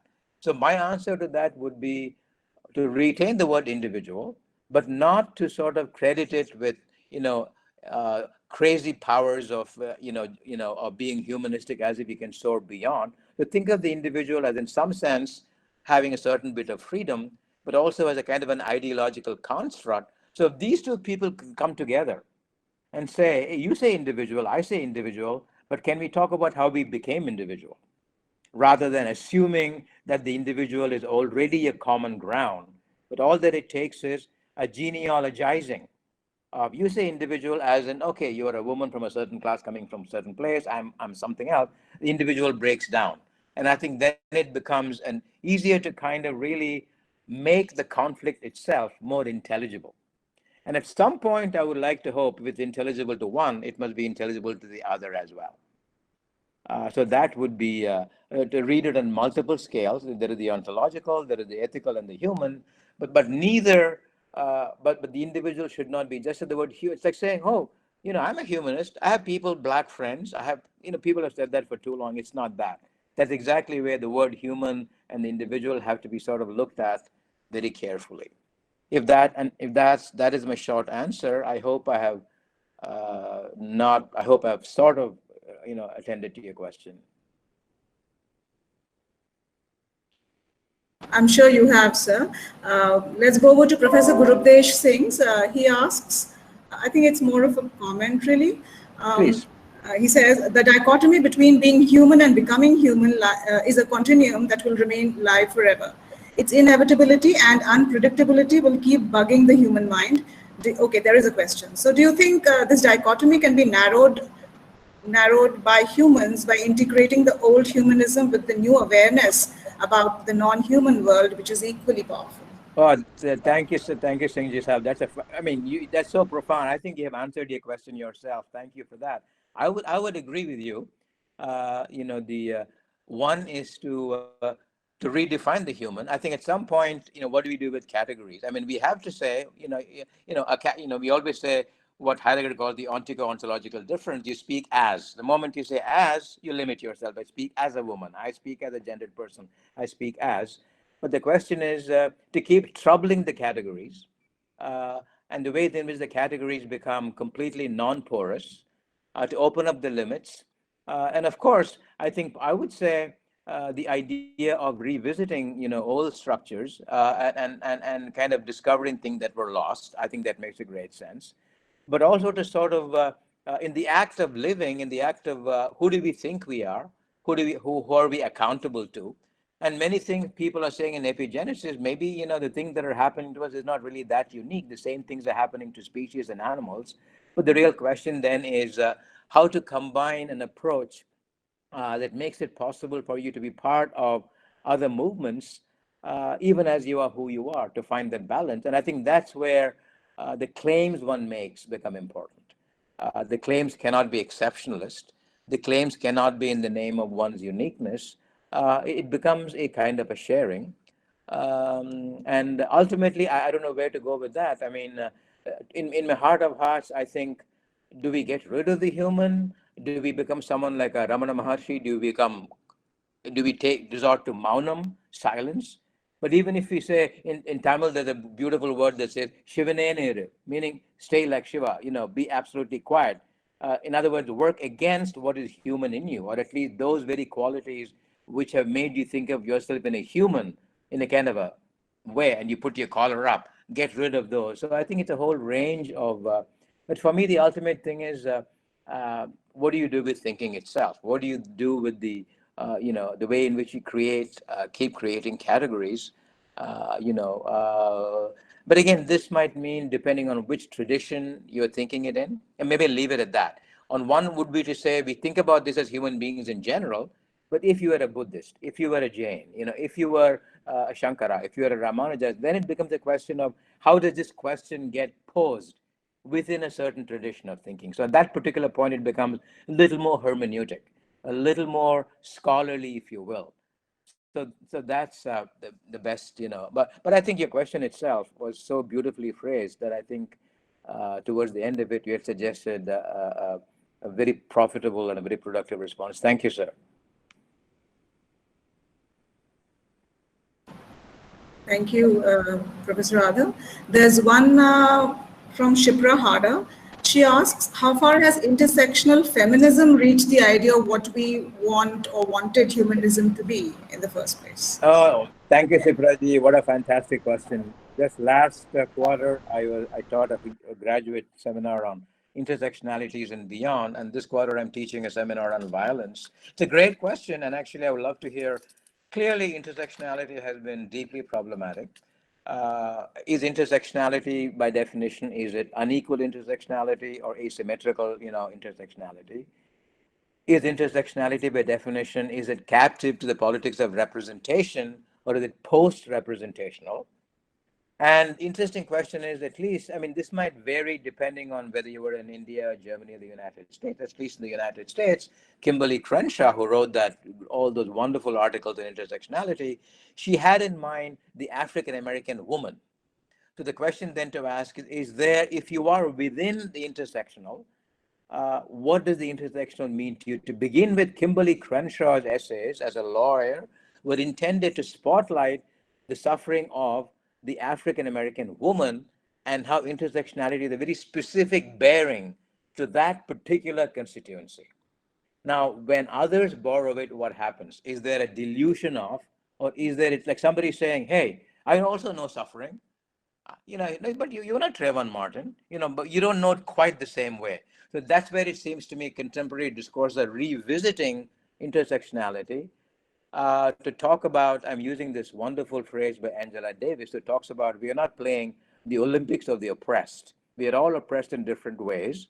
But the question is, if you are within the intersectional paradigm, does your particular suffering get either highlighted or does it somehow get de-differentiated? And ultimately, how do we keep trust with the fact that it began with that there was an intimate connection between the African-American woman and intersectionality? Now, that connection, is it organic, or can that be distributed differentially? So that debate is on, and ultimately, is the idea to have a coalition? If it's a coalition, is it a kind of a neoliberal coalition, or is it a much more radical, deep-thinking coalition? It seems to me so the battles are on about intersectionality. How within intersectionality there is a tendency to hegemonize, or a tendency to deny, who is connected with whom. So that's. If you, by the way, if you're doing any work, I'd love to hear more from you. What you think about your own question. So that, given the time, those would be some of my initial responses. Oh, the other question I wanted to say is the whole question, if intersectional, there is the question of, I just finished 3-year term as the equity advisor for the School of the Humanities. And part of what we do is creating more categories. we say feminist. Within that, do we say cisgender? Do we say, gay? Do we say lesbian? Do we say queer? Do you see queering? So there's a connection here between intersectionality and the continuum. The moment when people talked about the lesbian continuum. So what is a continuum? And within the continuum, what kind of demarcations can or should be made? And which demarcations are really antagonistic to the spirit of how can the same thing be both a continuum, but a continuum that admits of further proliferation of heterogeneity. So sometimes it becomes, is it more categories? And what do categories do? Categories have a double function of, on the one hand, they make a certain kind of visibility possible, but on the other hand, they tie you down to just that category alone. So that for me is interesting, the tension between the notion of a continuum versus intersectionality, which requires further and further calibration, which means more and more taxonomy, categorizing, subcategorizing, sub-subcategorizing, etc. So that would be. Right, sir. Thank you. There's another one by Aruna. In fact, there's one more by Kumkum Sharma, but I think I'll come back to her later. Let others, new voices come in. And I just want to let you know, I don't know how, I am happy to be here, midnight and beyond. So please. No, we won't do that. We won't do that, sir. I'm very happy. I want to listen. We'll let you retire to bed at a decent hour. No, but don't worry. I want to stay give us at least 15 to 20 minutes, please. That'll be lovely. Wonderful. So there's one by Aruna Mathur, sir. She, of course, agrees with all that you have said in terms of how literature does immerse you in life. But why aren't these issues then discussed in pedagogy? How can all these aspects be introduced in teaching of literature and at what level? Arunaji, great question. I mean, pedagogy is always implicated. Even if you're not being pedagogical, the pedagogical impulse is always there. You might say, I'm not a teacher, or question me, the teacher. The very act of asking somebody to question you itself is an act of pedagogical hubris. The question is, how do you stage it? I'm reminded of the great moment in Socrates, Meno, the dialogue where Meno said, Socrates, how do you know? Haha, I won't tell you the truth, he says. Because there's, as if there are two different schools. One school is where you teach, and there's a special school for teachers. And that mystique I won't share. I think I would begin by saying there is nothing that isn't pedagogical in that broad sense. Every act of communication is in some sense didactic. We always want to say something. The way to do it is the kind of stage where you come from, teach all the conflicts. And again, as I said, even as I say, literature is immersing in it, not to make literature exceptionalist. Again, to avoid that kind of, let's say, either hagiography, that kind of idealization, but to open up that there is always the conflictual, and literature is kind of no exception to that as well. So open up all the questions of perspective, point of view, and even say something like, following Walter Benjamin, who says every document of civilization is equally a document of barbarism, or Said saying culture and imperialism. You might say, well, I'm enjoying this piece of music, but this piece of music itself reeks of misogyny. I'm enjoying this literature at the one level, but at the same time, where it comes from. So in other words, to kind of keep that tension between the ideology critique and to think of any given text as doing more, serving more than one purpose. And all the purposes may not be unified into a single platform. And ultimately, pedagogy would be a way of what I would call affective pedagogy, between the teacher and the student, open up a space of sahridayata, open up a space of empathy, but which doesn't foreclose. But empathy should not say, the conflict has come to an end. And here I'm thinking of the famous debate between Gandhi and Tagore, where they agree with one another. At some point, Gandhiji tells Tagore, these differences are purely nama-rupa. And Tagore says, no, they are not nama-rupa, they are real. They are substantive. That's what I think you could do as you teach literature, where you come from, where the student comes from, where the literature comes from, and open it up to its own internal, contradictions. And of course, it's absolutely imperative for teachers to learn from students, and we do it all the time. And usually we don't give it enough credence. So those are, it seems to me. So pedagogy is built in. Right. Thank you, sir. I hope, Aruna, that answers your question, gives you some insights into what we do and how we do and why we do what we do. Yeah. I'm going to jump and go over to Professor Leonard Harris. Pardon me, the two question Oscars, if I may call them that. Professor Leonard Harris, thank you very much for joining in. Means a lot to us. You're right there at Purdue and all across in terms of the time and space barrier. Welcome first. A very, very warm welcome, sir, after years connecting with you virtually. Yes, thank you. Wonderful, sir. So I'm going to read out your question, sir. Hello, Professor Harris. Thank you for being there. Thank you. I'm honored to be a part of the conversation. I'm honored to be allowed to be a member of the audience and to listen and to learn from a great scholar such as yourself. You're too kind, so please, I can't wait to hear your question. Oh, it's a small question. No. Sir, may I read it out, please? Yes, please. May I have the pleasure? Yes.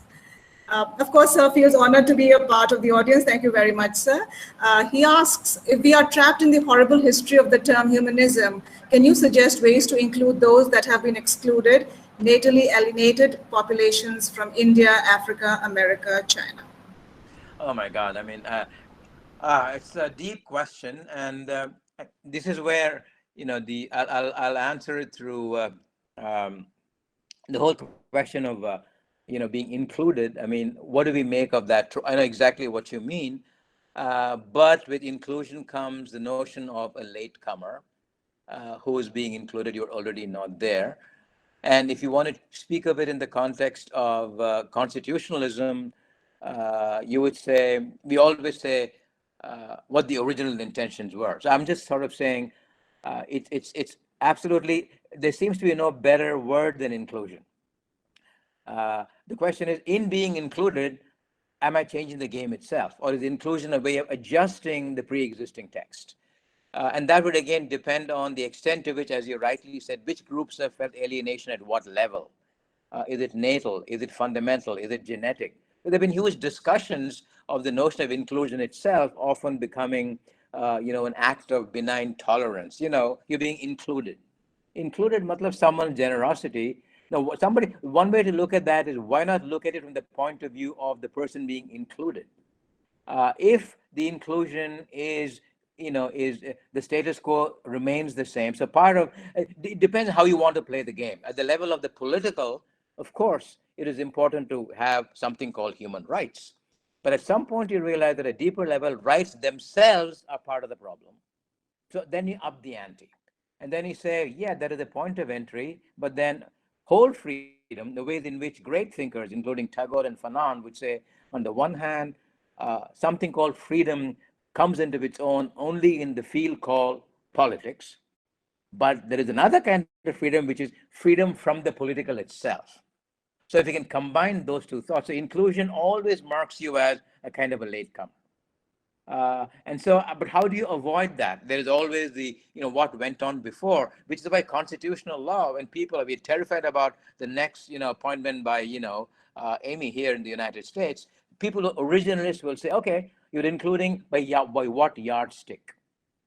If the yardstick is, if you're an originalist, then you really go back to, the founding forefathers, whoever they were, and the inclusion itself is in some sense undercut by what the inclusion allows you. So it seems to me it's a term that we have to use kind of carefully.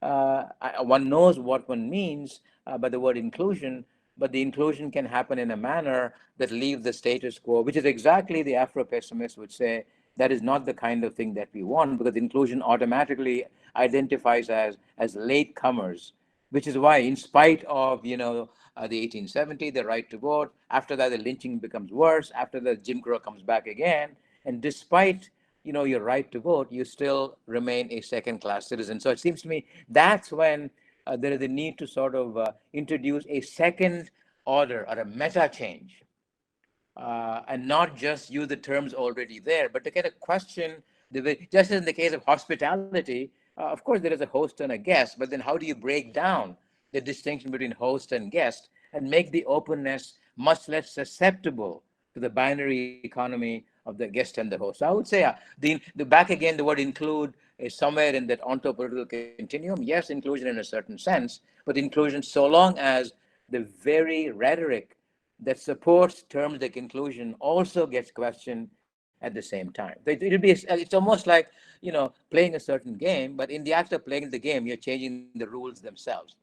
So, for example, in the contemporary context, still there is something called the Electoral College, which has no right to exist. But nobody, if you talk about that, you're seen as a Bernie Sanders. Oh my God, you are utopian.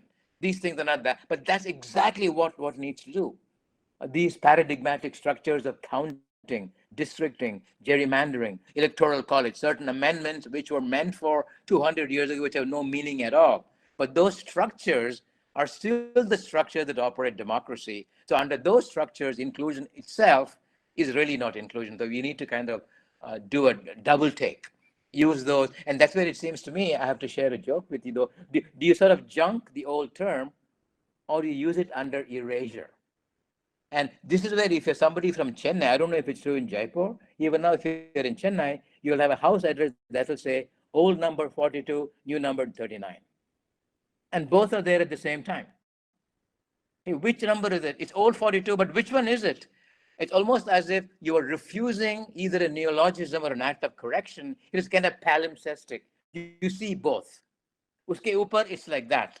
It is. What is the address? Old 42, new 39. I like Chennai.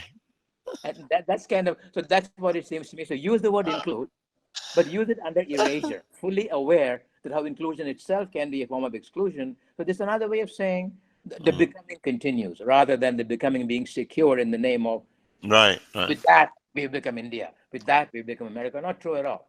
We're going to use the Chennai model from now on. I love that example. You tell the auto guy, என்ன number, sir? புது number 58.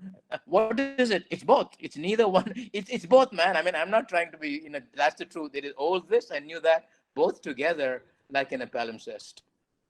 Thank you, Professor Harris. Thank you so much. Very kind of you to be there for the talk, and I'm very grateful. Thank you. Thank you. Thank you, Professor Radha, Professor Harris. Can I go over to a few questions from our research scholars and students? Because absolutely, I mean it when I say, please keep going. Need to come in. My account.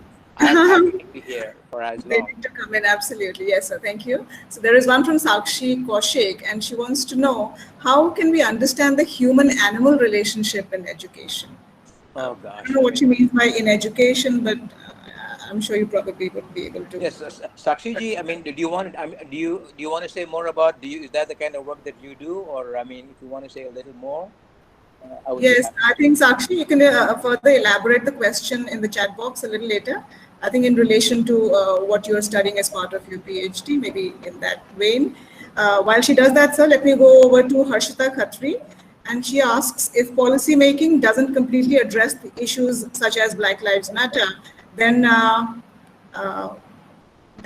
does sorry, I think she meant it to be then does coexisting with all addresses it in the right way? I think that's what she's trying to ask. Yeah, okay, let me be quick. I think for me, my own position, my problem is, I think as a thinker, God, I have to make a confession. I think I'm a dualist, okay?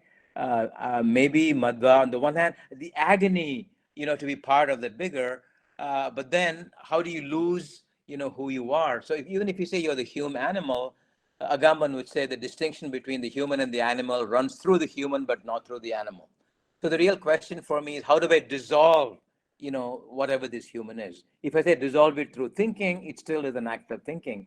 So for me, questions like doubleness, I seek them, whether it's double consciousness as in Du Bois, or doubleness in terms of Jivatma or Paramatma, or doubleness in any kind. It's a question of, yeah, of course I'm a human animal, but if I'm human animal, which of me is the human, which of me is the animal? And how do I realize it as one? Is it in performance? Is it in self-consciousness? Where does it happen? But I think there is, even in acknowledging the human, I think there is a manner in which you could say that if what is happening to the human is happening everywhere. For me, the more important than the dual and one is to question any kind of exceptionalism. So that's what comes in the way. I think one can continue to be who one is. I'm a human. The moment you say as Jaipuri, as Rajasthani, as Californian, the as. So that isn't so much, that in itself doesn't come in the way of a larger participation of either ecstasis or being part of a larger field. But the hubris for the human is that of exceptionalism, that there is something about the way in which I know, either American exceptionalism or Brahmin exceptionalism. So to me, that exceptionalism is exactly what comes in the way of knowledge being shared as broadly territorial as a field, rather than it's getting into, becoming mate-to-mate sovereign. So that would be, would be my answer. I don't know. I mean, if you knew, it's a tough question. At what point does thinking create a kind of a duality, and how have different traditions? So I mean, someone like a Shankara clearly would say abandon grammar. At some particular point, if somebody says, I believe in the linguistic turn, somebody would say, are you an idiot? Why would you want to hold on to language? It is only an equipment. At some point, get rid of it, damn it. Grammar was supposed to be, don't fetishize grammar. And language is only a point of entry. I mean, this is stupid, don't do that. But somebody else may say, no, I want to keep dwelling in it, and I want to kind of keep in that state of anguish. I want to be part of the one, but I cannot be. And I mean, what little I know, Vishishta Advaita through Ramanuja, Madhva's dualism and Shankara's. So that becomes interesting. What do you do with what Heidegger calls equipmentality? What is the equipment for? At some point, do you say, hey, throw language away and become part of something else? Would you want to do that or not? So that would all depend on if you think of your connectedness with the rest of the world, at what level. Is it corporeal? Is it perceptual? Is it the flesh?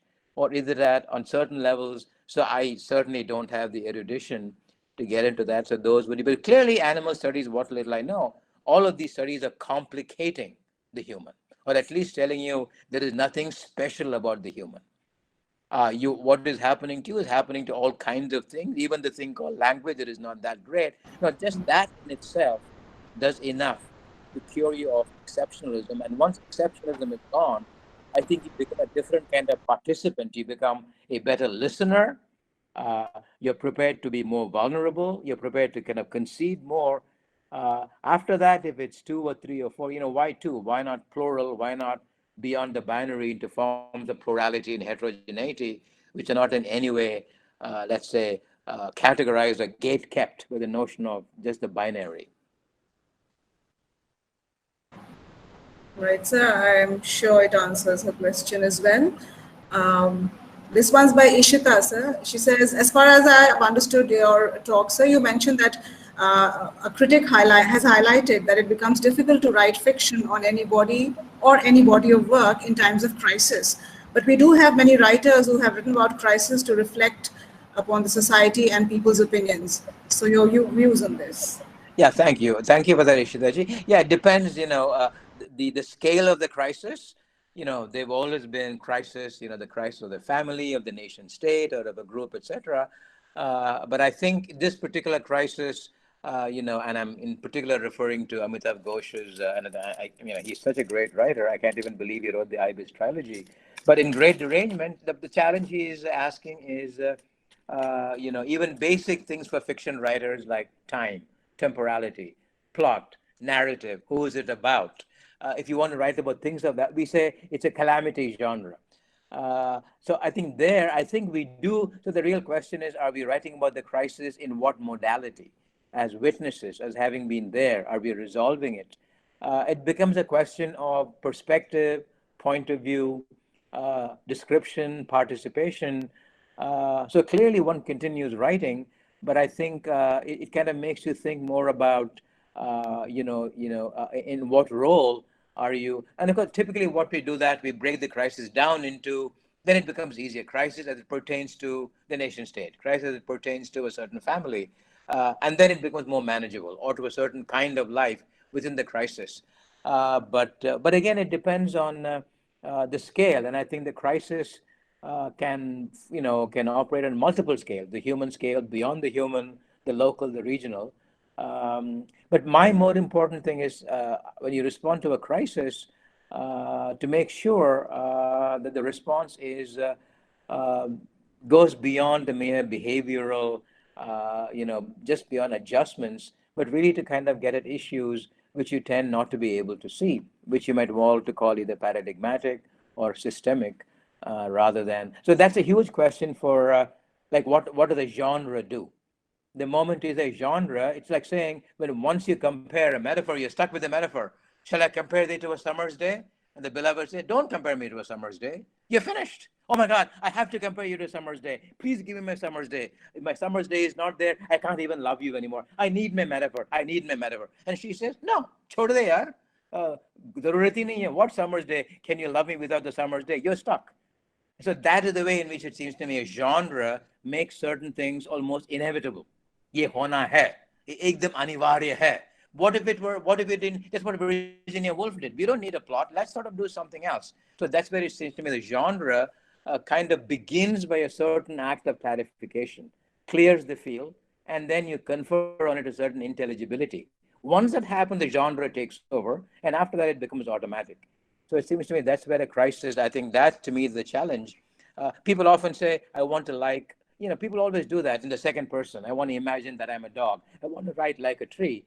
So these ways in which you get beyond the poverty of a perspective, imagining, but still, ultimately we leave it at that, and which is a kind of a, why is it even a crisis? Kiske liye crisis? And that, tsunami, of course it's a crisis. If you lose your home in a tsunami, of course it's a crisis. But that whole question of the word crisis itself kind of seems to straddle two orders of intelligibility. One is the historiography in which you see it as a crisis. But even as you see that, kuch aur hai. But on the other hand, to me, it's a crisis. How can you say it is not a crisis? That's heartless. It's like saying capitalism will destroy jobs. Understand it, keep going. ठीक है, the loss of your job is part of what had to happen. No, it's not. I need my job. It's not creative destruction. This is supposed to happen. Crisis to hai. So it seems that it's a double way of, and I think in his book, Gun Island, he's trying the best he can to kind of combine those two scales. There is a happening, which is happening very fortuitously, which seems to make no sense at all. Into that, plug in human lives. And then the two come together. And do they come together in a kind of an epiphanic kind of a mode, or the two orders of intelligibility really kind of clashing with each other until you're supposed to say, it's like saying, people say, I'm surrendering my understanding and I want to I leave it to God. Why am I suffering? I don't understand. Maybe God wants me to suffer. At that point, you surrender. It could be prapatti, it could be, surrender, or you say the nation wants me to suffer. And if you think of it as hierarchical, I don't understand it.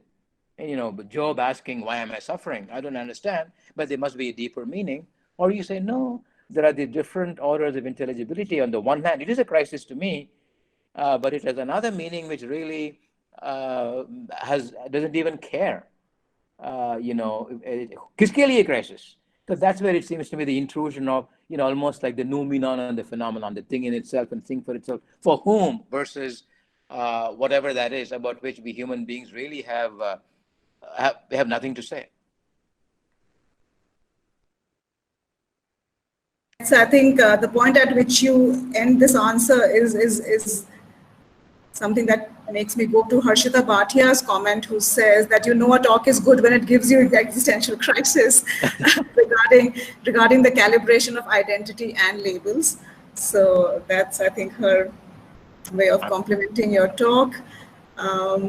Lots of words of praise. I'm not going to skip all that, but I'm going to come to the questions first, so that I don't miss out on any. There's one by Professor Mini Nanda, where I think I saw it. Yeah, of course, she thanks you for the talk, and she says, to be human in a system that denies you your humanity is indeed a challenge. How to stay a human in times of crisis? Literature, music, films, Gandhi and Tagore perhaps show the way. So yeah. I think it's pretty firm. Yeah, I think it's great, and I think the Gandhi Tagore debates, they cover, yeah, absolutely. And again, the whole, it seems to me intersectionality, like in the case of, in the whole question of who can speak for whom, if you're within a coalition, you just want to make sure that you don't make things all fungible, but on the other hand, you don't want to say, it's not it's a very delicate line. It's, on the one hand, identity politics, on the other hand, the politics of representation. One is astitva, the other is pratinidhitva. And between the two, that's where it seems to me, the problem is. And you need to learn how in different situations, you can't have one kind of a formula. It has to be carefully modulated. It's very hard. I think at this juncture, I can't help but commenting on not only your mastery over English and Tamil, but also Sanskrit and Hindi. I've Been resisting way too long to say this. no, I have studied actually Hindi more than I have studied. It shows, and how. I was in Delhi. I remember as a BA student in Loyola College, one of the questions was annotate Janam Janam ki Punji Pai. Oh my God, I freaked out. The word Punji as in Mira, Punji as in Punjiwad. My God, Right. itna maza aaya. Wonderful, sir. I'll go back to Sakshi, sir, because she's been able to, I think, articulate it a little better now, the question on the human animal. I mean, human and animal. So she says, sir, I'm working on anthropomorphic preaching voices. So my question therefore is humanism necessary, a position built on the valuing of one species at the expense of the other animal? Gosh, it's a great question. And I think you would know the answer better than me. My shorthand answer is no. I don't think it is necessary at all. But the question is, how would you leave it? It's sort of like this. And one easy way to look at that is I'm thinking of in real life situations. I've known people who go to Wall Street, and after a point, they throw their job. They don't like it anymore. Right? I mean, they feel like what they want to do and what they're doing professionally are completely at odds with each other. They don't become someone else individually. They may come back to do social, that what happens when you feel like the tool that you're using is not the appropriate tool. So then then it's a matter of to what extent have all the things you've learned in animal studies, how have they influenced you? How have they changed your basic axis itself? So that becomes important. So maybe some questions become, somebody might even say after a point, don't ask these questions again and again because they have no answer. Just go ahead and maybe in that sense, you can always say humanism, will never be. It's like someone like a Derrida saying any revolution is always caught up within the pages of logocentrism, etc. But you might say, I don't want to think that way. So maybe there's a way in which that whole vocabulary can be discarded as not useful anymore. But what is that point? That, I mean, you would know better. I mean, as a result of acknowledging the animal and the human, but not getting rid of the human. I mean, the question then is the question that Agamben poses is, there's nothing called the animal. That's what when he said the dividing line between the human and the animal goes through the human. Maybe that itself is an anthropocentric myth, I don't know. So that's what it would mean to me. So on the one hand, it seems to me you are learning new things about which you knew nothing. But the things which you're learning about them is making a difference to who you already were. So it's not like the ways in which people were, whether the African Americans or feminists, on the one hand, they were deconstructing the male texts, even as they were creating their own tradition. The two things are happening simultaneously. So maybe in that sense, as a result of what we know about whales and horses and, the currents, etc., is making us feel like our knowledge about what we thought human is getting relativized, is being shorn. So maybe you find yourself disengaging from that. Maybe that's partly what happens if that sort of answers your question. So to that extent, I would say humanism becomes either redundant or it becomes something that once was useful. I'll make you an interesting example of, one of his recent essays. Derrida is writing about his love of the animal. The animal that therefore I am. And I wrote a long essay about that. So he's stuck in this strange position. He has two loves. One is the love of the animal. The other is love of philosophy. The two things aren't meeting together. So he's saying, here I am in philosophy. That's who I am. I can't deny the fact I am a philosopher. That is who I am. I can't suddenly say I'm not. But I'm in a tradition where, by definition, the animal has been given no attention at all. So you could say, hey, Jacques, in which case, if you really love the animal that much, why do you stop philosophizing? Why do you just say, why do you throw away? I can't do that. I need to maintain both. So how do I love the animal in a manner that is really appropriate? One could say it's like saying, throwing a job. I love this job because I love money. I don't like it anymore. I don't need all that money. I'm going to do something else. But he says, no. He says his job is, as a philosopher, to keep haunting philosophy itself with what is not there. So how do you choose your path? But I want to love the animal. But can I love the animal as if I were an animal? But I'm a human being. It comes in the way. But I'm a philosopher. Is it mea culpa? But that's who I am. But can I deny that? So that becomes a question of how do you retain within the same intention these two clashing imperatives. I mean, part of it is, it seems to me about the human animal as well, because, the human in you thinks, and the moment it starts thinking, of course, we're doing other things as well, like animals do. We perspire, we expire, we excrete, we make love, we do all of the things that happens to it. But then the other part of it, how do you kind of shed it? The two loves, it's always interesting. But somebody else might say, why do you want to keep haunting philosophy with its own? Isn't that a stupid thing to do? It's what Helene Sixu it's called building monuments to lack, which is what males always do. The lack. Oh, cut it out. The monuments to lack. I mean, that is your ultimate deep self-love. And that's where someone like I'll kind of Spivak and Saeed, two dear old friends and, mentors. Spivak would insist on wearing that badge. I have a worldly project, but in doing that, I will call myself third world, feminist, deconstruct, subaltern. Saeed go the other direction and say, I don't care for these labels. I'm between culture and system. I will be a maverick writer. Of course, I know these writers, but I don't really care in calling myself that. So to that extent, he deprivileges the subject positional categories. It's a matter of how do you play these? I mean, to do social work, Saeed would always say, I would never, ever apologize, for being a professor of comparative literature.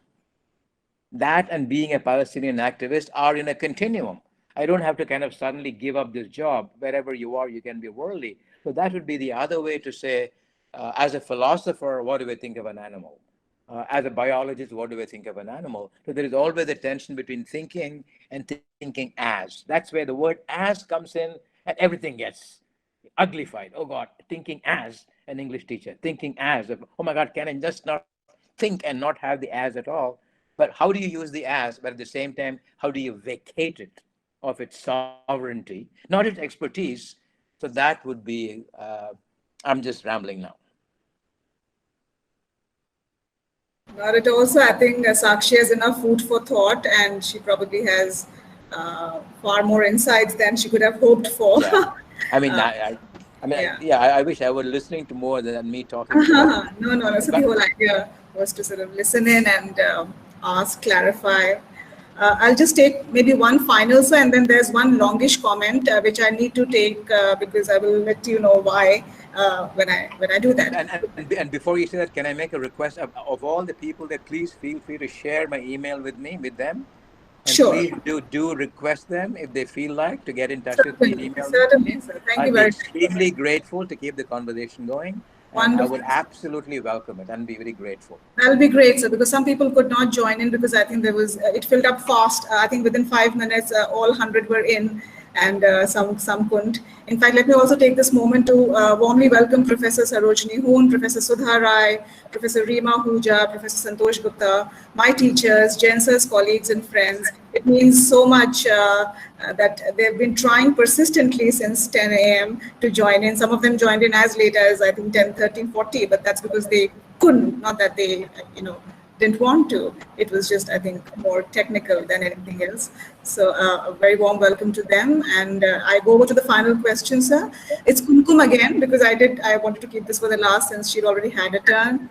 She wants to know one more time, this time asking about how or do humanists interact with or even work with religious communities? It's a great question. I think it's happening more and more. And I think the conversation between, faith-based and knowledge-based, and, people are saying that more and more knowledge itself, can be a kind of faith.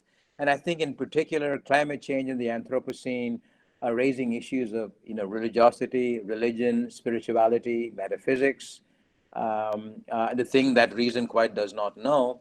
And I think it's happening in different fields. It is happening, if you're in the Department of English, it is happening in early modern studies, where people are going back to traditions of mysticism, the early modern, questioning this, the separation of church and state, variegating the meaning of secularism along multiple planes. So I think it is happening in productive ways. Here again, sometimes it becomes a turf battle. At some point, you feel like something basic in you is being threatened. That's when you tend to push back. But it seems to me the better way to go for me would be to give the problem the prominence rather than the correctness of your methodology. Hey, here is it. That's when I began by saying the elephant in the room. I'm touching the trunk, somebody's touching, we are all befuddled. we need to do something about it. It's almost like doing work which is transdisciplinary. It's not easy. When somebody comes at it from a different attitude, hey, I do stochastic analysis, I do computed algorithms, you do interpretation, it's not easy.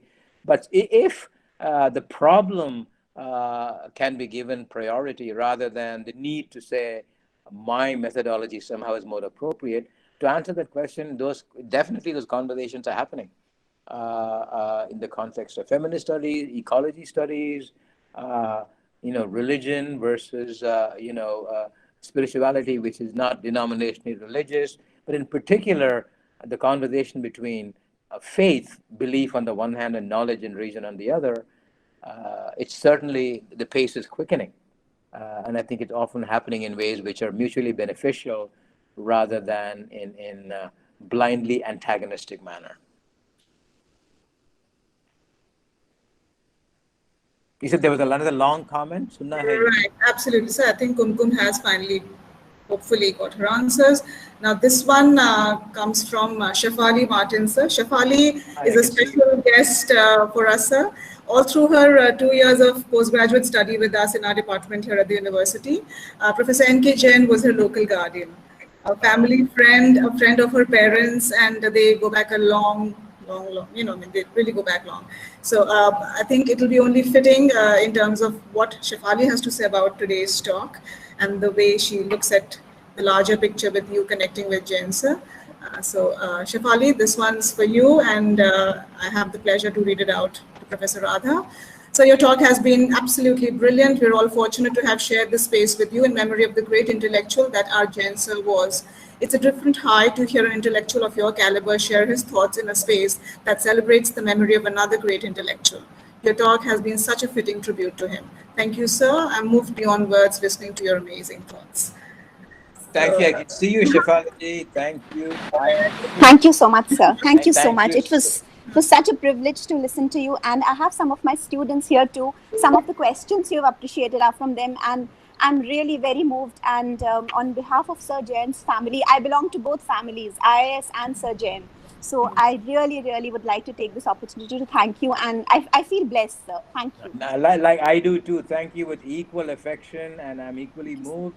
All my love and best wishes to you and to the Jain family and to all of you. The privilege has been absolutely mine. I cannot tell you. I'm going to sleep happy, man. Thank you, sir. All my Thank dreams you. will be utopian and beautiful. Thank you so much, and to the family and to each and every one of you. Thank you, sir. I'm glad. I appreciate this. Thanks a lot, sir. Thanks a lot. Just 2-3 minutes more, sir, because we'll probably have a group photo as best as we can in these virtual times. So I'm going to request all the attendees to please turn on their videos, turn on the cameras for a group picture. My team is hopefully going to be ready to do the needful. Oh, I finally see Professor Joya Chakravarti also joining. Yeah. Welcome, ma'am. I can see Namaste Joya ji, Bhaskar ji, Harshita ji. Yes. I mean, all the so many of my teachers. I have really enjoyed the lecture. Thank you so much, ma'am. Very Thanks kind for of you. joining Thank in. you. Jasbir ma'am too also in fact was one of the first few to join in. So, and she's been here right till the very end. So maybe a group picture, and then I'll probably do a bit of a vote of thanks speechy bit. After Shefali's, I don't really need to, but then I'll just do what I'm supposed to. And that's about it.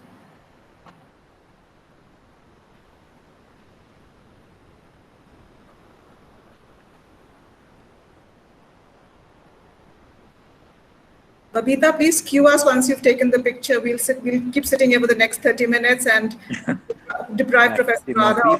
Ma'am, I have taken a picture. I am unable to see Shivangi, ma'am, as Okay. she's one of the organizers. Maybe she can unmute her mic, so maybe she can she'll display on my screen on priority. Okay, I have no controls to hide anyone, etc. Shivangi, would you? Yeah, even I cannot do that. So Shivangi, ma'am, maybe she can speak something, so she'll display. She'll get Okay, Shivangi, please speak something, because then the focus will be on you and you'll also be in the frame. Because I am doing nothing literally to have people go in or come, See, loss of human control. I mean, this is... I know, sir. I mean, literally, I'm a slave to technology right now. Can you see her right now, Babita? Because my grid also doesn't allow her to. No, ma'am, I still cannot see her. I think we'll just go ahead, Babita. It's very late for Professor Radha. It's going to Okay, be ma'am, sure. 12 midnight for him. I'll No worries. apologize to Shivangi on our collective behalf, but I'm sure you've got her shots perhaps through the course of the lecture. Thank you for the group photo, everyone. I take this opportunity to thank Professor Radha once again. I'm taking the liberty to call him Professor Radha. He asked me to call him Radha right from our first email. I tried doing that and then I couldn't. So thank you so much, Professor Radha. And of course to Professor Jain's family, friends, and all his students, and who's being here today, even though virtually, we draw the strength and motivation to keep doing our utmost for the highest. Thank you to each one of you for joining in. I'm also very grateful to Dr. Ashok Gupta, Honorable Chancellor, and Dr. Rakhi Gupta, Registrar, for all their support and encouragement throughout. My thanks go to my colleagues as well for ensuring that everything came together seamlessly. Their concerted efforts have led to today's program go smoothly, especially in these unpredictable virtual times. So thank you all once again, and thanks so much, Professor Radha. I just want to say thank you, Professor Harris, for joining in. Means a lot. It really means a lot. Thank you and the faculty and the students, all of you, for all the amazing work you're doing. Hopefully we'll meet in person soon. Absolutely, we will. We will. God willing. Stay safe, sir. Take care. Bye-bye. Good night, sir. Thank you. All the best. Take Sir, care. thank you. It might be my pleasure.